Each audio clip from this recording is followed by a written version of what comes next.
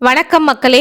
இன்று நாம் காண இருப்பது இலக்கியங்கள் போற்றும் ஆதிரையின் கதையைத்தான் பார்க்கப் போகின்றோம். கற்பு நெறி காத்த காரிகை என்று பாராட்டப்படுபவள் அல்லவா ஆதிரை? கற்பனப்படுவது சொல் திறம்பாமை என்பது ஔவையாரின் அமுதமொழி. தான் வேறு தன் கணவன் வேறு என்று எண்ணாமல் அவனை உயிராக நேசித்து தானும் கணவனுமாக நல்வழியில் நடப்பதே கற்பு நெறியாகும். கணவன் நலமே தன்னலம் என கருதி அவன் இறந்த பின் உயிர் வாழ விரும்பாமல் உடன் உயிர் துறந்த கற்பரசியர் நமது நாட்டில் பலர் உள்ளனர். அதில் ஒருவள் தான் ஆதிரை. ஆதிரை நாளில் பிறந்தமையால் ஆதிரை என்றே அவள் பெயர் பெற்றாள். அவர் சோழ நாட்டின் தலைநகரமாக முன்பு விளங்கிய காவிரி பூம்பட்டினத்தில் வாழ்ந்தவள். பேரழகு படைத்த பெண். அவள் கணவன் சாதுவன். அவன் ஒரு வணிகன்.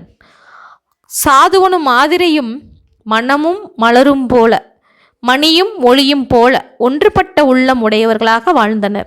இங்கனம் வாழ்ந்த அவர்களின் இன்ப வாழ்வில் விதி விளையாடத் தொடங்கியது. நற்பண்பு உடையவனாகிய சாதுவன் ஊழ்வினை வயத்தால் மனநலம் கெட்டு சூதாடுதல், வட்டாடுதல் முதலிய தீய செயல்களில் ஈடுபட்டு பாடுபட்டு தேடிய பணத்தை எல்லாம் பாழாக்கினான்.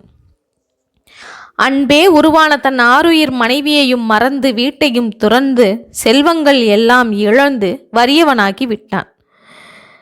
தன்னுடைய அறியாமையால் விளைந்த கேட்டை நினைந்து அவன் மனம் மிக வருந்தினான். இல்லானை இல்லாலும் வேண்டாள் என்று தன் மனைவி தன்னை வெறுத்து விடுவாள் என்று எண்ணி அவன் கடல் கடந்து சென்றேனும் இழந்த பொருளை ஈட்டத் துணிந்தான்.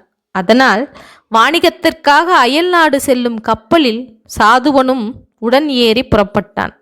தன் கணவன் தீய வழிகளில் செல்வத்தை எல்லாம் இழந்ததையும் அதனால் தன் இல்லம் வர நாணி கடல் கடந்து சென்றதையும் ஆதிரை அறிந்தாள். வெந்த புண்ணில் வேல் பாய்ந்தது போல் வேதனைப்பட்டு கண்ணீர் வடித்தாள். கணவனையே தெய்வமாக கொண்டு வாழ்ந்த கற்பரசி அவனுக்கு எந்த தீங்கும் இல்லாமல் நலமுடன் திரும்ப வேண்டும் என்று பல விரதங்களையும் நோன்புகளையும் மேற்கொண்டு வாழ்ந்து வந்தாள். நடுக்கடலில் சாதுவன் ஏறிச் சென்ற கப்பல் பெரிய புயல் காற்று வீசி கடல் கொந்தளித்து அதனால் அந்த களம் நிலை குலைந்து சிதைந்து நொறுங்கியது. அதில் ஏறிச் சென்ற அனைவரும் கடலில் வீழ்ந்து சிலர் உயிர் விட்டனர். சிலர் ஒடிந்த மரத்துண்டுகளை துணையாக பற்றி கொண்டு கரை சேர்ந்தனர்.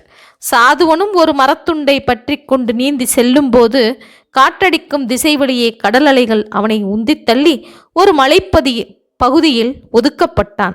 ஒரு மர நிழலில் சாதுவன் மயங்கி கிடந்தான். மரத்துண்டுகளை பற்றி நீந்தி உயிர் தப்பித்தவர்கள் காவிரி பூம்பட்டினத்தை வந்தடைந்த போது ஆதிரைக்கு அவரது கணவன் சாதுவனும் இறந்து விட்டான் என்று சொல்லிவிட்டார்கள். அவளோ அளவிலாத துயரம் கொண்டாள். கலங்கி கண்ணீர் விட்டு கதறினாள். ஒரு நிமிடம் கூட கணவன் இல்லாமல் தான் வாழ உயிர் விரும்பவில்லை. தனக்கு தீமூட்டி தாருங்கள் என்று சொல்லி பெரியோர்களிடம் வேண்டிக் கொண்டாள். அப்பெரியோர்கள் அக்கால வழக்கப்படி சுடுகாட்டில் பெரிய பள்ளம் தோண்டி அதில் தீ மூட்டி தந்தார்கள். ஆதிரை தனக்கு மனக்கோலத்தோடு மணமகளாக தன்னை அலங்கரித்து கொண்டு அழகே உருவாக மூண்டெறியும் நெருப்பை மும்முறை வலம் வந்து என் அன்பு கணவன் சென்ற இடத்திற்கு நானும் செல்வேன் என்று உரைத்து நெருப்பில் பாய்ந்து விட்டாள். என்ன வியப்பு! தன்னை சேர்ந்தோரை அப்படியே ஏற்றுக்கொள்ளும் நெருப்பு அவளை சுடவில்லை. அவள் கூந்தலில் சூடியிருந்த மலர் மாலை வாடவில்லை. உடுத்திய துணியும் எரியவில்லை. உடலில் பூசிய சந்தனம் கருகவில்லை. கொழுந்து விட்டெறியும் அந்த நெருப்புக்குறியில் செந்தாமரையின் நடுவே நிற்கும் திருமகளைப் போல் பழுதின்றி விளங்கினாள். அனைவரும் அளவில்லாத வியப்பும் மகிழ்ச்சியும் அடைந்து ஆதிரை வாழ்க வாழ்க என்று வாழ்த்தினர். ஆதிரையோ தீ தன்னை கொல்லாததை நினைத்து நொந்து போனாள்.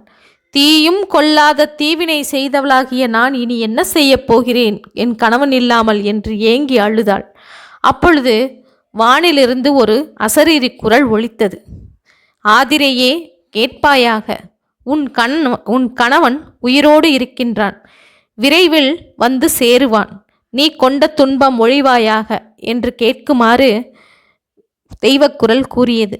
அது கேட்டு ஆதிரை கண் இழந்தவன் அதை திரும்ப பெற்றது போல மகிழ்ச்சி கொண்டாள்.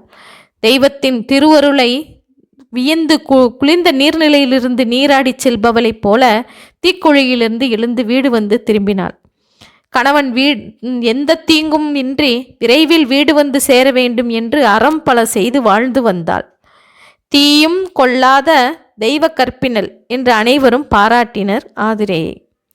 ஆதிரையின் நிலை இவ்வாறு இருக்க சாதுவன் மழைச்சாரலில் ஒதுங்கினான் அல்லவா? அவன் உறக்கத்திலிருந்து எழுந்தபோது நாகர்கள் அவனை சூழ்ந்திருந்தனர்.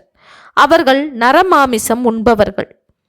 தன்னுடைய ஆபத்தான நிலையை தெரிந்து கொண்டான். என்ன செய்வதென்று திகைத்தபோது அவர்கள் பேசும் மொழியை சாதுவனுக்கு நன்கு அறிந்திருந்தமையால் அவர்களோடு அந்த மொழியிலேயே நயமாக பேசினான். தங்கள் மொழியை சாதுவன் நயமாக பேசுவதைக் கண்டு நாகர்கள் வியப்பும் மகிழ்ச்சியும் அடைந்தனர். அவனை சாதுவனை தன்னுடைய தலைவனிடம் அழைத்துச் சென்றனர்.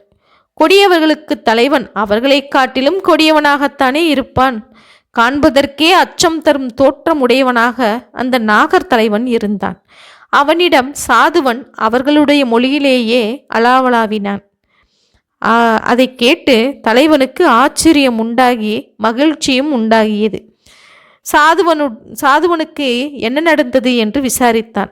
சாதுவன் கடலில் தனக்கு ஏற்பட்ட துன்பத்தை விளக்கமாக எடுத்துரைத்த போது அவனுக்கு பசியும் களைப்பும் நீங்க ஊனும் மதுவும் பெண்களையும் கொடுக்குமாறு தன் பணியாளர்களுக்கு கட்டளையிட்டான். அவனுடைய கட்டளையை கேட்ட சாதுவன் தன் காதுகளை இறுக மூடிக்கொண்டான். தான் ஊன் உண்பதும் மதுவை பருகுவதும் பாவம் என்று கூறி கொல்லாமை, புலால் உண்ணாமை ஆகிய நல்ல அறங்களை நாகர் தலைவன் மனதில் படுமாறு எடுத்து கூறினான். சாதுவனின் சொல் வன்மையால் நாகர் தலைவனுடைய மனமும் மாறியது. சாதுவனை வணங்கி, இனி நாங்கள் கொலை தொழில் புரியோம். இதுவரை இங்கு வந்தவர்களையெல்லாம் கொன்று அவர்களுடைய பொருட்களை எல்லாம் கவர்ந்து பெரும் பாவம் செய்து கொண்டிருந்தோம். எங்களுக்கு அறவுரை கூர்த்தி திருத்திய தங்களுக்கு அந்த பொருட்களை எல்லாம் காணிக்கையாக கொடுக்கின்றோம். தயவு செய்து ஏற்றுக்கொள்ள வேண்டுகிறேன் என்று பொன்னும் மணியும் அணிகலன்களும் வழங்கினான். நாகர்களின் தலைவனின் மனமாற்றத்தை அறிந்து சாதுவன் மிகவும் மகிழ்ச்சி கொண்டான். பின்பு சந்திரதத்தன் எனும் வணிகன் அந்த பக்கமாக கப்பலில் வந்தபோது அதில் ஏறி காவிரி பூம்பட்டினம் வந்து சேர்ந்தான்.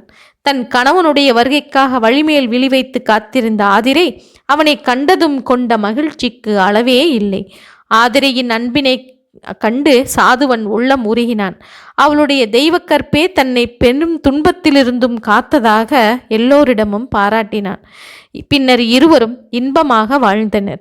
இங்கனம் கற்பில் சிறந்து விளங்கிய ஆதிரையின் பெருமையை அறிந்தே அறச்செல்வியாகிய மணிமேகலை அமுத சுரபியில் முதலாக அவள் கையால் உணவு பெற்றாள் என்றும் அவள் அளித்த ஆருயிர் மருந்தாகிய உணவு எடுக்க எடுக்க குறையாமல் வளர்ந்து எண்ணற்ற ஏழை எளிய மக்களின் பசித்துன்பத்தை போக்கியது என்றும் மணிமேகலை என்னும் காவியம் எடுத்துரைக்கின்றது. காவியம் கண்ட அந்த கற்பரசியின் பெருமையும் சிறப்பும் தமிழ் பெண்களின் உயர்வுக்கு எடுத்துக்காட்டாய் விளங்குகின்றன. பெண்ணில் பெருந்தக்க யாவுல கற்பெண்ணும் திண்மை உண்டாக பெறின் என்கிறார் வள்ளுவர். ஓகே மக்களே, மீண்டும் இது போன்ற ஒரு புதிய கதையுடன் சந்திப்போம். நன்றி, வணக்கம்.